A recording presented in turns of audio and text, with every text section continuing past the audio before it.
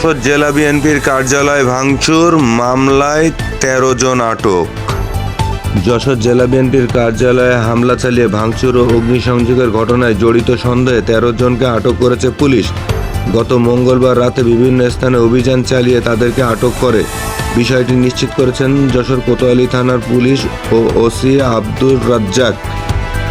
আটক হলেন যশোর পূর্ব বারান্দিপাড়ার বটতলা এলাকার মৃত আনিসুর রহমানের ছেলে হুমায়ুন কবির, বিশ্বাসপাড়ার মৃত আশরাফ আলী বিশ্বাসের ছেলে রবিউল ইসলাম, সদর উপজেলা গোপালপুর গ্রামের আব্দুল মজিদের ছেলে জাকির হোসেন, উপশহর ১ নম্বর সেক্টর এলাকার মৃত আব্দুস সামাদের ছেলে শাহিন, ভাতুড়িয়া বাজার এলাকার মৃত তোফাজ্জল হোসেনের ছেলে আতিয়ার রহমান, পরিচিয়া গ্রামের মৃত শাহাদাত বিশ্বাসের ছেলে ফিরোজ হোসেন, মনোহরপুর গ্রামের মোকাম আলী মোল্লার ছেলে শরীফুল মোল্লা, কিসমত রাজাপুর গ্রামের আব্দুর রশিদের ছেলে মোহাম্মদ মনিরুল ইসলাম, রামনগর ইব্রাহিম খলিলের ছেলে ওসামা বিন ইব্রাহিম, গাইদগাছি গ্রামের মৃত সাত্তার মিয়ার ছেলে মোহাম্মদ রফিকুল ইসলাম, হাটবিলা জামতলা এলাকার মৃত তাইজুলের ছেলে রওশন আলী ও আব্দুলপুর গ্রামের আব্বাস আলীর ছেলে আনিসুর রহমান।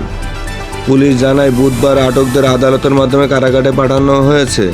উল্লেখ্য, শেখ হাসিনা সরকারের পতনের একদিন আগে গত ৪ই আগস্ট বিকেলে আওয়ামী লীগের একটি মিছিল থেকে সন্ত্রাসীরা জেলা বিএনপির কার্যালয়ে হামলা চালিয়ে ভাঙচুর ও আগুন ধরিয়ে দেয়।